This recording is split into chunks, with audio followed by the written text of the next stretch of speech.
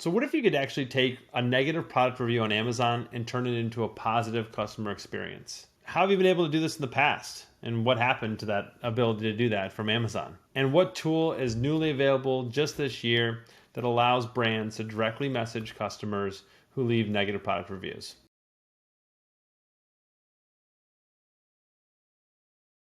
Up until about late 2020, early 2021, brands could actually interact with a negative review on one of their product pages on Amazon. So if a customer came in and left really any star review, doesn't matter what it was, a brand could go onto that review and leave a reply.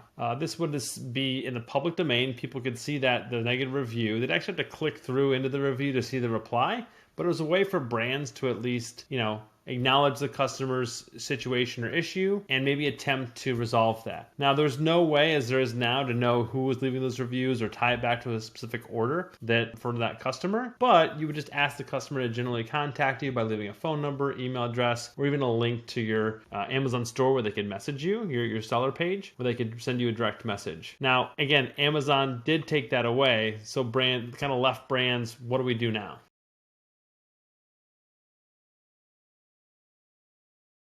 So after Amazon took away the ability for brands to reply to negative reviews, there's nothing brands could do. And the brands we worked with talked to us about how important it was for them to be able to, at least put a public comment out there that other customers could see that showed they cared about their products and they stood by them and they wanted to resolve the customer's situation or issue. So in August of 2021, Amazon kind of dropped a big surprise on sellers into the Seller Central ecosystem and allowed them to actually directly message customers who leave a negative product review. So it allows brands to actually send a message through Amazon's ecosystem and talk to that customer directly, which was a huge benefit and a huge boost and way better than the previous situation of just replying to a negative review before.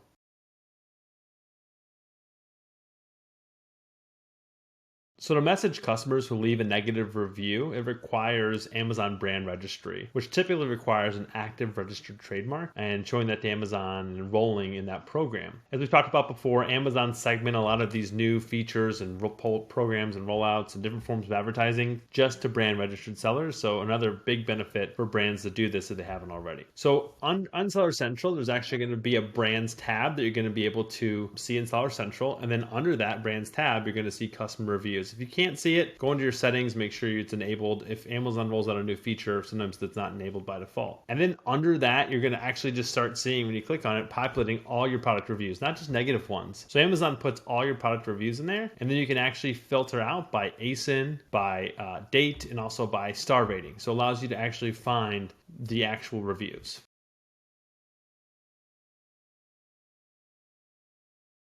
A quick couple guidelines in terms of messaging these customers and what you can and cannot say. So first off, you definitely cannot ask a customer to alter, change, or remove a review. This directly violates Amazon's terms of service, and they've had this in the terms of service for quite some time, but they actually also reference it directly when messaging these customers again. And that's because, that's part of the Amazon ecosystem, that trust that the customers have in the Amazon brand, that they can leave authentic reviews and people cannot be manipulated to take things down. Now, the goal would be to actually, word this in such a way that the customer automatically does change the review if you're able to remedy and resolve their problem. Right. The other thing you cannot do is you cannot actually ask for any contact information like an email address, a phone number, or anything like that. Amazon actually will redact automatically some of this information, especially email addresses. So even if someone put in an email address, it probably wouldn't even show up in your message. But Amazon wants you to keep it in the buyer-seller message ecosystem. And again, that's just because to protect ultimately the customer and in a way the brand as well and the seller who's messaging them so that Amazon can see the history of the communication.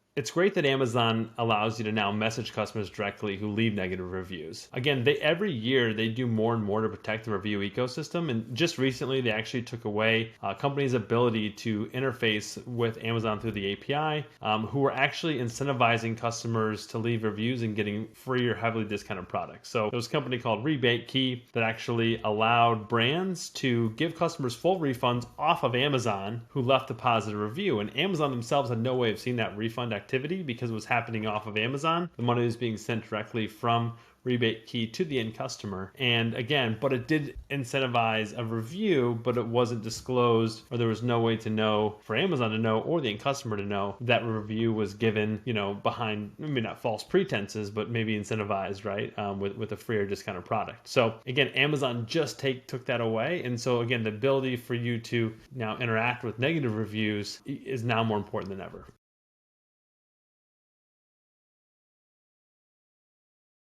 All right, what does success look like and how do you implement this yourself? First of all, make sure you have a process around this, right? So build out a process where you or a member of your team goes into Amazon Seller Central, goes to that customer review section, and actually filters out negative customer reviews, right? On a consistent basis. You shouldn't be waiting for too long to do this. I would say once a week would be a good cadence, if not more than that. But if you wait too long after you get a negative review, then the customer is just going to, not even care. So I'd say as soon as possible, you can do it after the negative review is left, the better, right? But once a week at the very latest. Go in, filter out those 3, 2, and 1-star reviews and message those customers. And again, make sure you're following those guidelines we talked about in terms of, not asking to alter or remove the review, not asking for contact information, and attempting to resolve the customer's issue. You can actually, there's a button after you message those customers to mark it as done, so you know whether or not you've contacted that customer. So that way, if you're doing it one week and another member of your team's doing it the next week, you guys aren't trying to message the customer multiple times. If you are working with a service provider or an agency around your Amazon account, make sure they're doing this process for you, right? We do it for our clients, and they should be doing it for you as well, because it just again is a great touch point for you to be able to turn a negative customer experience into a positive one.